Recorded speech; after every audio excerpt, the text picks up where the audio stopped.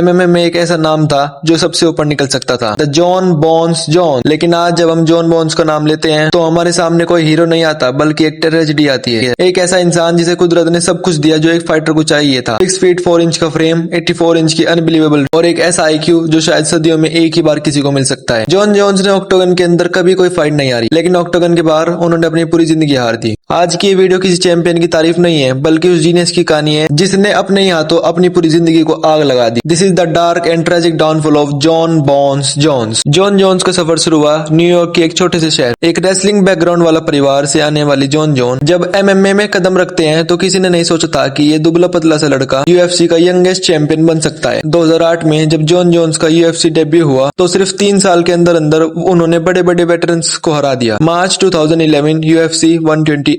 Jon Jones के सामने था द लीजेंड मोशिरो शोगुन रो। उस रात जॉन ने सिर्फ फाइट नहीं जीती, उन्होंने शोगुन को टॉर्चर किया। 23 साल की उम्र में जॉन जोन्स यूएफसी का यंगेस्ट चैंपियन बन गया। उस वक्त जोन्स की इमेज एक गुड क्रिश्चियन बॉय की थी। वो नाइक के पहले एमएमए एथलीट बने, उनके पास बड़े बड़े स्पॉन्सर्स थे। जॉन जोन्स अब इनविंसिबल बन चुका था। Rampage Jackson, Lyoto Machida, Rashad Evans, Vitor Belfort, ये सिर्फ फाइटर्स के नाम नहीं है, ये वो लीजेंड्स हैं जिनका करियर जॉन जोन्स ने खत्म कर दिया। लोग कहने लगे कि ये बंदा इंसान नहीं है, ये फाइटिंग का गॉड है, पर किसी को नहीं पता था कि सफेद चादर के पीछे कितने दाग छुपे हैं। कहते हैं कि शोहरत और कामयाबी हर किसी को हजम नहीं होती।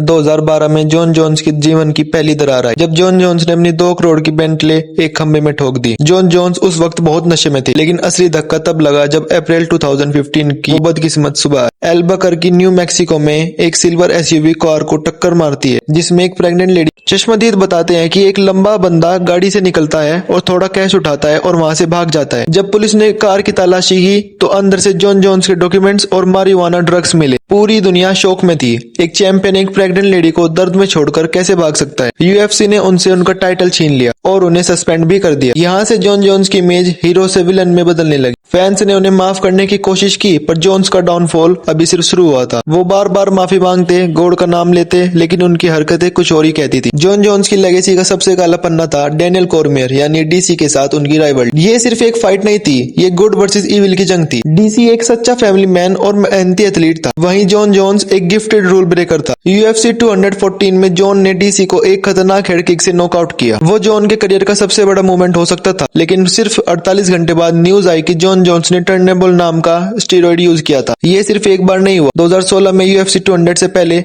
2017 में और फिर 2018 में भी जॉन जोन बार बार ड्रग टेस्ट फेल करते रहे। हर बार उनका बहाना होता था कि उन्हें नहीं पता कि ये ड्रग उनकी बॉडी में कैसे आए, लेकिन फैंस अब थक चुके थे, रिस्पेक्ट खत्म हो चुकी थी। फिर आई 2021 की वो रात। हॉल ऑफ फेम में इंडक्शन के कुछ ही घंटे बाद जॉन को लॉस वेगस पुलिस ने अरेस्ट किया। इस बार उन पर चार्जेस थे डोमेस्टिक वायलेंस के, अपने ही मंगेतर पर हाथ उठाना। जब पुलिस बॉडी कैम फुटेज बाहर आई जिसमें जॉन रोते हुए पुलिस कार पर अपना सर मार रहे थे तो दुनिया समझ गई कि ये बंदा केज के अंदर कितना भी बड़ा चैंपियन क्यों ना हो, केज के बाहर ये सिर्फ एक टूटा हुआ और भटका हुआ इंसान है। आज 2026 में हम पीछे मुड़कर देखते हैं तो सिर्फ अफसोस होता है। जॉन जोन्स ने हैवीवेट टाइटल जीतकर शायद स्टेट्स में खुद को गॉड साबित कर दिया, लेकिन रिस्पेक्ट के मामले में वो कहीं नहीं है। उन्होंने टॉम एस्पिनल जैसे खतरनाक यंग फाइटर से फाइट करने को इनकार कर दिया। लोग उन्हें डक करने वाले चैंपियन कहने लगे। एक वक्त था जब जॉन जोन्स का नाम डर पैदा करने के लिए काफी था। आज उनका नाम सिर्फ एक मीम या एक वार्निंग बनकर रह चुका है। उनकी कहानी हमें सिखाती है कि आपका टैलेंट आपको कामयाबी की बुलंदों पर ले जा सकता है, लेकिन सिर्फ आपका कैरेक्टर ही आपको वहां टिका सकता है। जॉन जोन्स ने हर उस इंसान